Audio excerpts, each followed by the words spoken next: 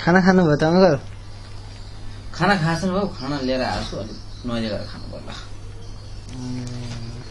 के छ तिम्रो खबर? ठिक छ अङ्कल। अनि तपाईँले एउटा कथा सुनाउने भनेको थियो अस्ति, सुनाउने होइन त अङ्कल आज? कथा ए अस्ति मैले तिमीलाई भनेको थिएँ नि एउटा कथा चाहिँ मलेसिया आउने हरेक नेपालीले एउटा कथा सुन्नुपर्छ होइन। तिमी मेरो कोठामा बस्ने मान्छे, अनि म तिमीलाई चाहिँ एकचोटि एउटा कथा सुनाउनु पर्यो भनेको थिएँ। तर त्यो कसैले बनाएको कथा चाहिँ होइन कि बाबु, हजुर अङ्कल। सत्य घटना घटेको त्यही कथा म तिमीलाई सिकाउँदा चाहिँ कस्तो हुन्छ भने तिमीले पनि भोलि गएर आफ्नो सुरक्षाको लागि आफै के गर्न सक्छौ भनेर त्यो कथा तिमीलाई सुनाउनु खोजेको थिएँ। सुनाउनु पर्दा अस्ति नै थियो तर मैले ढिलो गरेँ। अलि चाँडो चाँडो गर्नु पर्थ्यो नि अङ्कल। त्यस्तै हो, म पनि व्यस्त हुन्छु, तिमीलाई थाहै छ होइन, कहिले यता कहिले उता।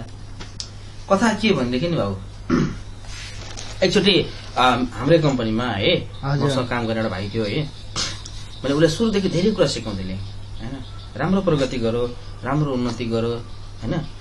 अनि त्यसपछि के भयो भने त्यो मान्छेलाई चाहिँ एउटा हाम्रै कम्पनी भित्र त होइन, हाम्रो कम्पनीमा चाहिँ एउटा कन्ट्र्याक्ट हुन्छ नि, त्यो बाहिरबाट आउने कम्पनीहरू बनाउँदाखेरि चाहिँ कम्पनीको घरहरू बनाउने, बिल्डिङहरू बनाउने अथवा त्यो बाहिरको कन्ट्र्याक्टरहरू आउँछ नि, तिमीले पनि देख्यौ होला है। तिमी नयाँ मान्छे भयो, तिमीलाई थाहा छ कहिले आउँछ नि बाहिरको मान्छेहरू चाहिँ हाम्रो कम्पनीको छेउछाउमा यसो घर बनाउने, भित्ता सित्ता बनाउने, के बनाउने त्यो कन्ट्र्याक्टर आउँछ नि। अनि त्यस्तै कन्ट्र्याक्टर काम गर्ने मान्छे पनि एउटा नेपाली रहेछ है। हजुर अङ्कल। अनि मसँग काम गर्ने मेरो चेला जस्तो मेरो भाइ थियो, एउटा धेरै प्यारो भाइ थियो है। अनि उसँग चिन्जान भएछ है। चिन्जान भएपछि उनीहरू चाहिँ एउटै जातका परेछन् क्या फेरि, अनि पनि मक्ख परेछ उसँग है। अनि त्यो मान्छे चाहिँ भनेको उमेरको पाके मान्छे हो, बुढो पाकै मान्छे हो। अनि त्यो मेरो भाइ, मेरो साथी भन्ने भाइ चाहिँ भर्खरकै केटा हो, 25-26 वर्षको होइन। त्यो अर्को बुढो चाहिँ धेरै बुढो, उसको बाउ काका जस्तो उमेर मिल्दोजुल्दो खालको मान्छे। अनि उनीहरूको सिनियर राम्रो भइसकेपछि सम्बन्ध राम्रो भयो, साथीभाइ हाई हेलो। कहिले ऊ कम्पनीमा जाँदाखेरि ऊ बाटोमा यसो कन्ट्र्याक्टर यसो टाङटाङ टुटुङ यसो बिल्डिङ सिङ बनाउने काम गर्थ्यो। बाबु के छ यताउति, बाबु हजुर भन्दा राम्रै बोल्थ्यो। अनि पछि त्यो मान्छेले यस्तै झुक्क्यायो उसलाई। अनि एउटै समुदाय, एउटै जात होइन, एउटै धर्म पर्दो रहेछ उनीहरूको होइन, एउटै भाषा, उनीहरूको मातृभाषा पनि एउटै रहेछ क्या, एउटै जातको परे है। ए हो र? अहिले चाहिँ भाउ जात चाहिँ नखोलिदिउँ, किनभने जात भनिदिँदाखेरि अरूलाई असर पर्न सक्छ होइन। जात नभनौँ, तर तिनीहरू भनेका चाहिँ मतवाली अन्तर्गत, जनजाति अन्तर्गत पर्ने नै हो दुइटै है। अनि त्यो बुढोले कस्तो जाल रचेछ भने उसको घर जाने बेलामा चाहिँ के गरेछ भने ठ्याक्कै त्यो मेरो भाइको होस्टेलभित्र आएछ। अनि आएर उसको आफ्नै मातृभाषामा, उनीको आफ्नै मातृभाषामा, अनि बाबु के गर्दैछौ भनेछ। अनि त मेरो भाइले नि अङ्कल खाना बनाउँदैछु भनेछ। अनि त्यो बुढोले के गरेछ उसलाई भने, बाबु मेरो बोसले त पैसा दिएन, अब 1 हप्ता पछाडि पैसा दिन्छ अरे, बोस 1 हप्ता पछाडि आउँछ, मेरो अर्को हप्ता फ्लाइट छ बाबु, घर जान्छु है। अनि मलाई अलिकति सामानहरू किन्ने पैसा चाहिएको थियो बाबु, मलाई यसो 500 रुपियाँ छ भने देऊ न एकछिनलाई, भोलि पर्सि मेरो बोस आएपछि त दिइहाल्छ नि तिमीलाई भनेर फुरुक्क पारेछ है। त्यही पनि फेरि उसकै मातृभाषामा बोलेको अरे, फेरि नेपालीमा बोलेको होइन, फेरि नेपालीमा बोलेको होइन, उसकै मातृभाषामा बोलेको है। त उसैले जानुहोस्। अनि उनी हो न मक्ख परेर दराजबाट पैसा 500 रुपियाँ निकालेर, र नि त अङ्कल भोलि पर्सि मलाई दिनु नि त, तपाईँको अर्को हप्ता फ्लाइट रहेछ, राम्रोसँग जानु होला भनेर राम्रोसँग पैसा पनि दियो। तर त्यो बुढो मान्छेले चाहिँ ढाँटेको रहेछ उसलाई। उसको फ्लाइट चाहिँ त्यही दिन रहेछ, फेरि फ्लाइट चाहिँ त्यही दिन रहेछ उसको। अनि त मेरो भाइको, मेरो सानो भाइ जो मेरो डिपार्टमा काम गर्थ्यो, त्यो भाइको पैसा लिएर त्यो मान्छे त्यही दिन सिधै एयरपोर्ट गएर भोलिबाट नेपाल पुगेछ। हेर है कस्तो झुक्क्याइदियो उसलाई। मेरो 1 हप्ता पछाडि मेरो बोस आउँछ, मलाई सेलेरी दिन्छ, अर्को हप्ता मेरो फ्लाइट छ भनेर ढाँटेछ यसलाई। थपक्क उसमा 500 सापट्टि लिएर त्यो मान्छे भाग्यो। आफ्नो समुदायलाई उसले आफैले धोका दियो। जब त्यो मान्छे भागिसकेपछि खुल्दुली भयो यहाँ है। उसले के सोच्यो भने, त्यो मान्छेले के सोच्यो भने, मैले त ठगे ढाँटेँ, म त नेपाल पुगेँ, मख परे। तर होइन, तिमीलाई थाहा छ नि भाइ, अपराधीले पनि कहिले कहिले एउटा कुनै गुण छोडेर भाग्छ अरे क्या, कुनै पहिचान चाहिँ धेरै भागेको हुँदो रहेछ क्या। तर त्यो कुरो त्यो भाग्ने मान्छेले बुझेन। कसरी भने त्यो भाग्ने मान्छे बुढो मान्छे हो, 40-45 वर्षको मान्छे हो है। उसको छोरा र भतिजा पनि मलेसियामा काम गर्दो रहेछ क्या भाइ। कुन ठाउँनिर नि त्यो भनेको चाहिँ मेरो पुरानो कम्पनी, म पहिले मलेसिया आएको मान्छे होइन, मेरो पुरानो कम्पनीको नजिक काम गर्दो रहेछ तिनीहरूले होइन। अनि त्यो भाग्ने जुन फटाइ गरेर मेरो भाइको पैसा खाएर भाग्ने मान्छेले चाहिँ म त कसैले समाउन सक्दैन, म त खाएर भागेँ भनेर मक्ख परेर भागेको। तर उसले एउटा कमजोरी के छोडेको थियो भने उसँगै कम्पनीमा कन्ट्राक्टरमा काम गर्ने जुन त्यो बिल्डिङ कन्स्ट्रक्सन के गर्ने कामहरू हुन्थ्यो नि त, त्यो उसँगै काम गर्ने एउटा बङ्गाली थियो है। त्यो बङ्गालीको मोबाइलबाट उसको छोरालाई, यहाँ शाह आलम भन्ने सहर छ है, त्यो शाह आलम उसको छोरा त्यहाँ रहेछ, छोरा र भतिजा। अनि छोरा र भतिजालाई कल गर्नलाई चाहिँ त्यो बङ्गालीको मोबाइल मागेर चाहिँ उसले कल गरेको रहेछ। अनि बङ्गालीको मोबाइलबाट कल गर्दाखेरि त्यो नम्बर त बङ्गालीको फोनमा थियो नि त है, हुन्छ नि त त्यो डायल कल भनेर हुन्छ नि त। अनि त्यो बङ्गाली चाहिँ त्यो कल चाहिँ डिलिट गरेको रहेछ उसले। अनि कहाँबाट त्यो कुरा बङ्गालीले थाहा पाएछ है, थाहा पाएछ ए त्यो भाग्ने नेपालीको त नम्बर मसँग छ भनेर भन्न दिले छ भनेपछि अनि त्यो मेरो भाइ जुन पैसा हराउने मान्छे जुन पैसा उसले दियो नि, त्यो भाइ चाहिँ उसको बङ्गाली गएर भेट्यो। अनि भेटेपछि त्यो नम्बर हामीले भेटायौँ, उसको छोराको उसको भतिजाको नम्बर हामीले भेटायौँ। अनि भेटाएपछि के भयो भने त्यो पैसा खाएर भाग्ने मान्छेले चाहिँ यहाँ नेपालीको त खायो होइन, त्यो भाइको 500 लिएर खायो। त्यति मात्रै नभएर यहाँको लोकल मान्छे काले तामिलहरू क्या पैसा पनि खाएर भागेको रहेछ, दोकानमा बाँकी नतिरेको धेरै रेकर्ड। यहाँको लोकल मान्छेको पनि खाएर भागे। अनि यहाँको लोकल मान्छेले के भन्थ्यो मलाई भने त्यो मान्छेको छोरा र भतिजा मलेसियामा छ अरे, मलाई देखा, त्यसलाई म आजै समाएर पैसा निकाल्छु। मैले सोचेँ ल ल हामी पत्ता लगाउँछौँ। हुँदा हुँदा त्यो बङ्गाली कहाँबाट भेट्यो एउटा बङ्गाली, त्यो बङ्गालीसँग चाहिँ त्यो नम्बर सेभ रहेछ उसको। किन भन्दाखेरि त्यही भाग्ने मान्छेले नै साथी बङ्गाली साथीको मोबाइलबाट कल गरेको छ छोरालाई, कल गरेर चाहिँ नम्बर तुरुन्त डिलिट गरेको भए डिलिट भइहाल्थ्यो, डिलिट गरेन छ। अनि बङ्गालीले त्यो नम्बर राखिराखेको रहेछ। अनि त्यो बङ्गालीले त्यो नम्बर हामीलाई दियो है।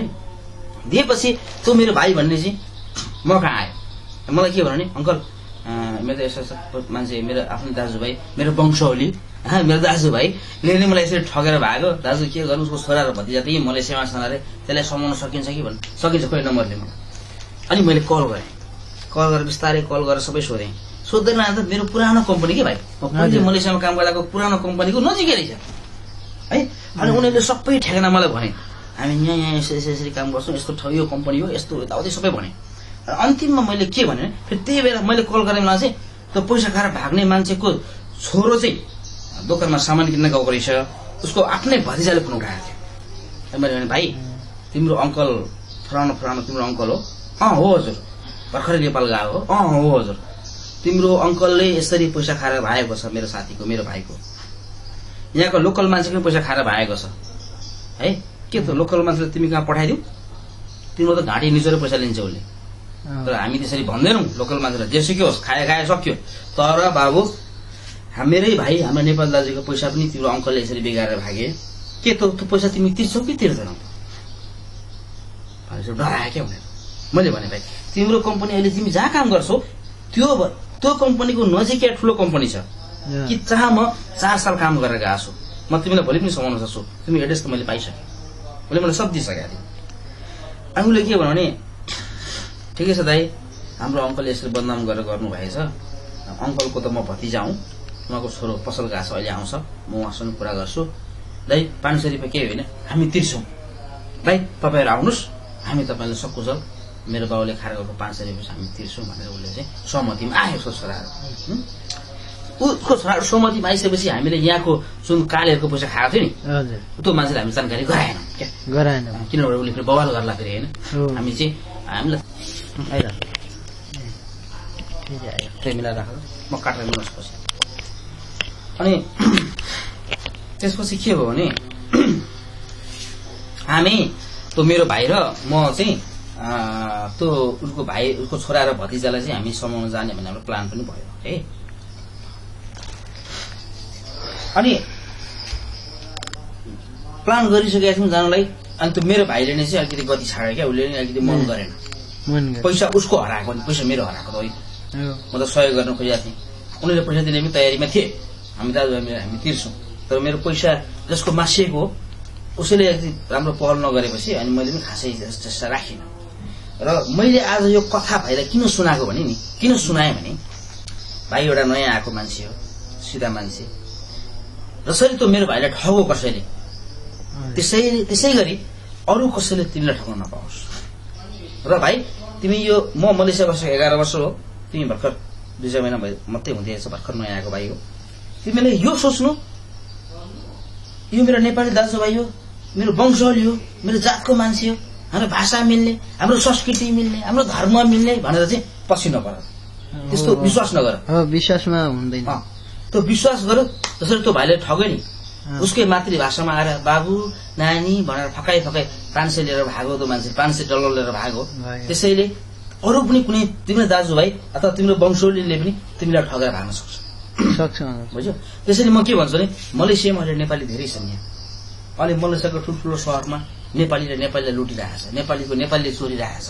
यो स्थितिमा तिमी यो विश्वास नगर कि एउटै कम्पनीमा काम गर्ने, यता मेरो त दाजुभाइ हो, मेरो त धर्म एउटै, संस्कृति एउटै, जिल्ला एउटै, फलाना एउटै, उस्तो एउटै, तँमा भर नपर्नु, विश्वास कसैको नगर्नु। छ पैसा तिमीसँग बुझीमा राख, घर पठाऊ, छैन ल, कसैले माग्यो भने म दिन सक्दिनँ भने सरी भनिदिनु, बरु नमस्ते गरिदिनु, दाजु नमस्ते म सकिनँ पैसा दिन, छैन मसँग पैसा भन्नु, त्यसरी बस्नु। तर तिमीले त्यो विश्वास नगर्नु, यो मेरो साथी हो, यो मेरो वंशावली हो, मेरो जात मिल्ने, धर्म मिल्ने, संस्कृति मिल्ने, एउटै जिल्लाको, त्यसमा विश्वास नगर्नु। जसरी त्यो मेरो भाइले धोका खायो र यस्तो धोका अब यो हाम्रो कम्पनीमा आउने नेपालीहरूलाई, नेपाली भाइ सोझा भाइहरूलाई यस्तो फटाइ काम, यस्तो झुक्याउने काम अरू कुनै नेपालीले नगरोस् भनेर आज मैले भाइलाई यो बितेको कथा सुनाएको हुँ। यो कथा कुनै बनावटी कथा होइन भाइ, यो कुनै बनाएको कथा, यो सत्य घटना हो, सत्य घटेको घटना हो।